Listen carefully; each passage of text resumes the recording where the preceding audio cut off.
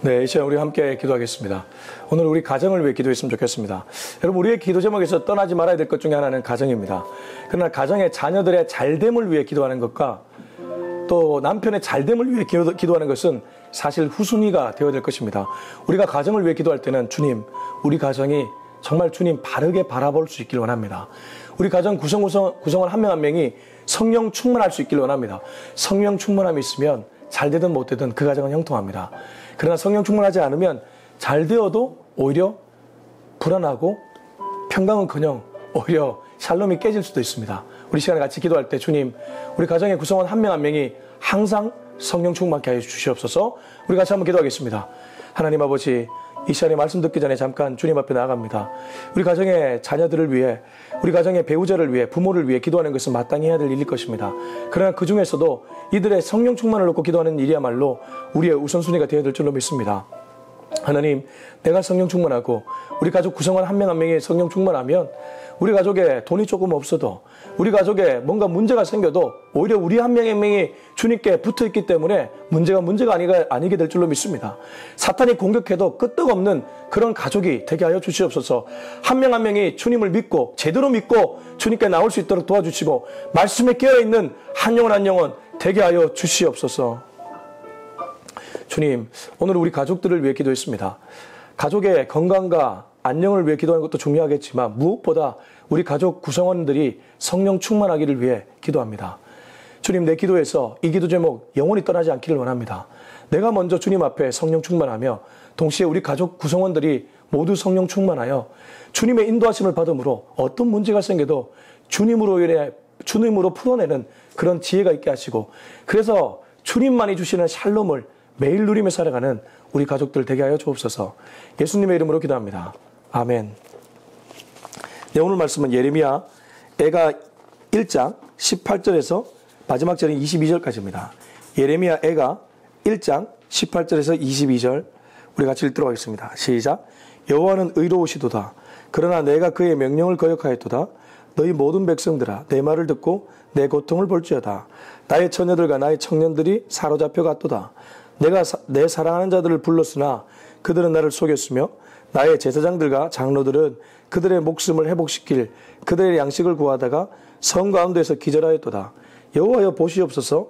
내가 환난을 당하여 나의 애를 다 태우고 나의 마음이 상하오니 나의 반역이 심히 크미니이다. 밖에서는 칼이 내 아들을 빼앗아가고 집안에서는 죽음 같은 것이 있나이다. 그들이 내가 단식하는 것을 들었으나 나를 위로하는 자가 없으며 나의 모든 원수들은 내가 재난당하는 것을 듣고 주께서 이렇게 행하신 것을 기뻐하나이다. 그러나 주께서 그 선포하신 날을 이르게 하셔서 그들이 나와 같이 되게 하소서. 그들이 모든 악을 주 앞에 가지고 오게 하시고 나의 모든 죄악들로 말미암아 내게 행하신 것 같이 그들에게 행하옵소서. 나의 탄식이 많고 나의 마음이 병들었나이다. 아멘. 우리가 지난번에도 말씀을 나누었지만 어떤 사람은 어떤 사건이 일어났을 때 그것을 나의 상황으로 받아들이지만 어떤 사람은 어떤 사건이 일어났을 때 나의 상황이 아니라 남의 상황, 다른 사람의 상황으로 받아들일 때가 많이 있습니다. 설교를 들을 때도 마찬가지죠. 어떤 사람은 이 설교가 정말 주님이 나에게 주는 메시지를 듣는가 하면 어떤 사람은 나에게 주는 것이 아니라 바로 저 사람에게 주는 메시지다. 그렇게 얘기할 때가 많이 있습니다. 신앙생활은 언제나 1인칭이 되어야 될 줄로 믿습니다. 신앙생활은 언제나 주체적으로 가야 됩니다. 남의 하나님이 아닙니다. 나의 하나님입니다. 남의 메시지가 아닙니다. 나에게 주는 하나님의 메시지입니다. 나의 상황입니다. 남의 상황이 아니고. 예레미야가 오늘 예레미야 애가를 통해 우리들에게 주는 교훈은 이 이스라엘의 상황은 바로 자기의 상황이었다는 것입니다. 여러분, 지금 주님이 보여주는 어떤 사건들 있죠. 그게 그 사람만의 사건은 아닙니다. 하나님이 그 사람을 통해 나에게 무언가 메시지를 주고 있는 것입니다. 국가에 어떤 일이 일어났습니까? 국가의 일이 아닙니다. 국가를 통해 하나님이 나에게 메시지를 주고 있는 것이죠. 교회의 일이 일어났습니까? 교회만의 상황이 아닙니다. 교회를 통해 하나님이 나에게 메시지를 주고 있는 것입니다. 18절입니다. 시작. 여호와는 의로우시도다. 그러나 내가 그의 명령을 거역하였도다. 너희 모든 백성들아, 내 말을 듣고 내 고통을 볼지어다. 나의 처녀들과 나의 청년들이 사로잡혀 갔도다. 보십시오. 예레미야는 계속해서 나라고 얘기합니다. 여호와는 의로우시지만 그러나 내가 그의 명령을 거역했다. 여기 내가는 원래 누구이겠습니까? 이스라엘입니다. 근데 예레미야는 누가 그 명령을 거역했다고 얘기하고 있습니까? 예레미야는 내가 그 명령을 거역했다고 얘기합니다. 이스라엘의 죄악을 자기의 죄악과 동일시하고 있습니다. 이스라엘의 문제를 자기의 문제와 동일시하고 있습니다. 그렇습니다. 바로 여기서부터 하나님의 은혜의 역사가 시작됩니다. 한 사람이 그 아픔 속에서도 하나님을 잊지 않고 회개하고 있으니까요. 내가 그의 명령을 거역하였도다. 너희 모든 백성들아 내 말을 듣고 내 고통을 볼지어다. 나의 처녀들과 나의 청년들이 사로잡혀 갔도다. 처녀들과 청년들이 사로잡혀 갔도다. 젊은이들이 다 떠나갔다고 얘기합니다. 지금 바벨론에 의해 젊은이들이 다 끌려가서 완전히 예루살렘은 폐허가 돼버렸습니다. 근데 여러분, 저는 또 이 말씀을 읽다가 이 생각이 떠올랐습니다. 요즘 시대의 바벨론이 어디겠습니까? 이스라엘 시대에는 이방의 국가 바벨론이었다면 요즘 시대 바벨론이 어디겠습니까? 저는 미디어 세상이라고 생각합니다. 미디어 자체 나쁜 건 아닙니다. 저도 미디어를 굉장히 좋아하고 미디어를 통해 선교하려고 애쓰는 목사 중에 한 명입니다. 그런데 미디어 중독이 돼버리면 마치 바벨론의 포로로 끌려간 것처럼 그렇게 미디어 포로가 되어버린 것이죠. 이게 아무것도 아닌 것 같지만 이 한 끗 차이로 완전히 달라질 수 있습니다. 미디어를 통해 복음을 흘려보낼 수도 있지만 미디어에 중독되어 미디어의 노예도 될 수 있습니다. 바벨론의 문화를 통해 하나님을 전할 수도 있지만 바벨론 문화에 완전히 종속되어 노예로 살아갈 수 있다는 것입니다. 여기 지금 18절에 처녀들과 청년들, 젊은이들이 완전히 바벨론에 휩쓸려 갔습니다. 그렇게 바벨론에 휩쓸려 갔을 때 깨어있는 사람들은 바벨론 안에서도 오히려 바벨론의 문화를 통해 하나님을 지키려고 애를 썼겠죠. 그러나 깨어있지 않은 사람들은 어떻게 했겠습니까? 바벨론이 좋다고 에라 좋다 이렇게 아마 지냈을 것입니다. 이게 문제입니다. 요즘 젊은이들 여러분 미디어에 완전히 깨어있잖아요. 그런데 미디어에 중독되어 살아가는 젊은이들이 얼마나 많이 있습니까? 심지어 마약도 그렇습니다. 처음에 마약할 때 그렇게 중독될 줄 알았겠습니까? 하나하나 하다 보니까 중독돼가지고 나중에는 걷잡을 수 없이 노예가 되어 있는 모습이 보이지 않습니까? 19절입니다. 시작. 내가 내 사랑하는 자들을 불렀으나 그들은 나를 속였으며 나의 제사장들과 장로들은 그들의 목숨을 회복시킬 그들의 양식을 구하다가 성 가운데서 기절하였도다. 내가 내 사랑하는 자들을 불렀으나 그들은 나를 속였다. 여기서 내가 내 사랑하는 자들은 아무래도 예레미야로 볼 수도 있지만 하나님으로 볼 수도 있습니다. 하나님은 언제나 부르십니다. 예레미야도 하나님을 대신해서 불렀습니다. 그러나 그들은 나를 속였다. 속였다고 얘기합니다. 사실 엄밀히 말하면 속인 거라기보다는 속임을 당한 거죠. 사탄은 거짓의 아비입니다. 사탄은 속임의 명수입니다. 언제나 우리들에게 달콤한 것을 포장해서 속입니다. 근데 그 달콤한 것이 좋아서 넘어갈 때가 많이 있죠. 선악과 열매가 무엇입니까? 보암직하고 먹음직했습니다. 그렇지 않습니까? 그렇게 사탄은 유혹해 들어온다는 것입니다.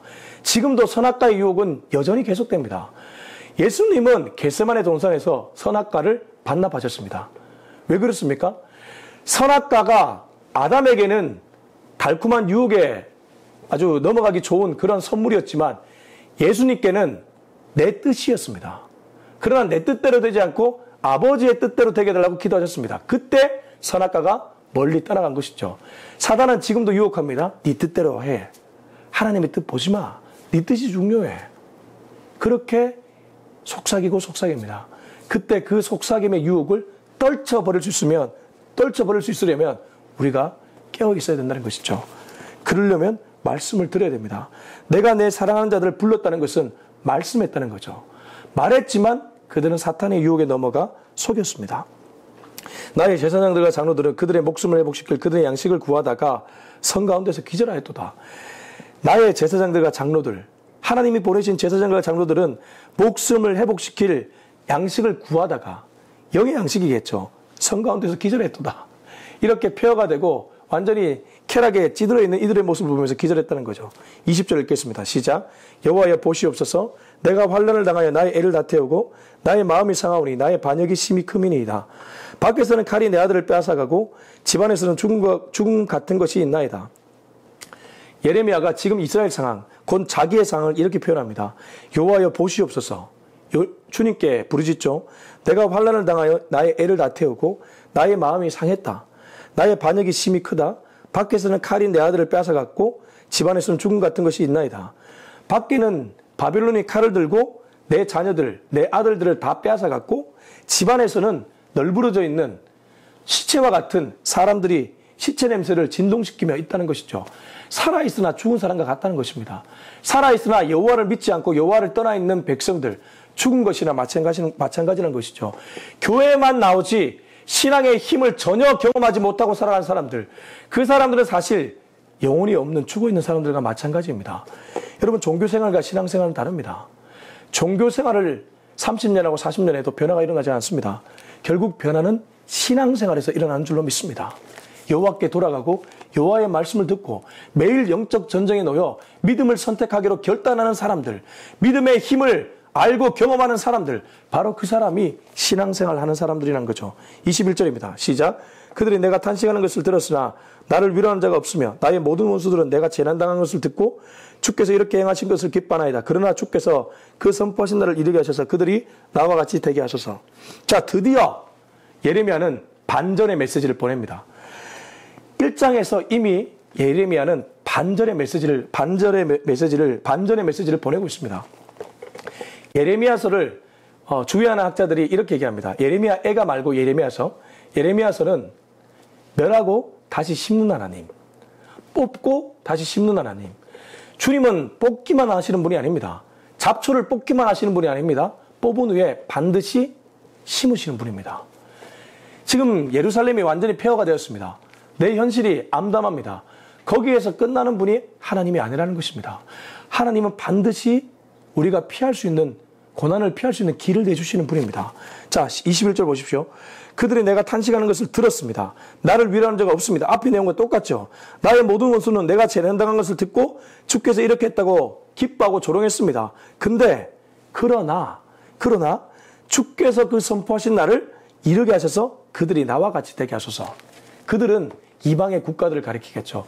결국 하나님은 다시 일하시는 분입니다.